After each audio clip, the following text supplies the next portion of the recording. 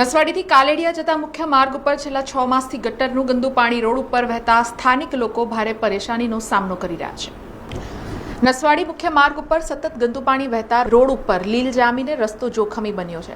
ખાસ કરીને બાઇક ચાલકો માટે અકસ્માતનો ભય ઊભો થયો છે। સ્થાનિકોના જણાવ્યા અનુસાર અનેક વખત નાના મોટા અકસ્માતો પણ સર્જાયા છે। ગ્રામજનોએ આ સમસ્યા અંગે કંડવા ગ્રામ પંચાયતના તલાટી તેમજ સંબંધિત અધિકારીઓને અનેક વખત રજૂઆતો કરી હોવા છતાં આજ દિન સુધી કોઈ અસરકારક કાર્યવાહી કરવામાં આવી નથી, જેના કારણે સ્થાનિકોમાં ભારે રોષ જોવા મળી રહ્યો છે।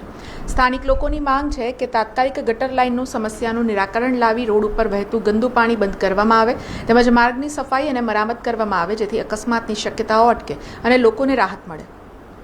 હાલ ગ્રામજનોમાં એક જ માંગ ઉઠી રહી છે કે જવાબદાર તંત્ર વહેલી તકે કાર્યવાહી કરે અને લોકોને આ મુશ્કેલીમાંથી મુક્તિ અપાવે।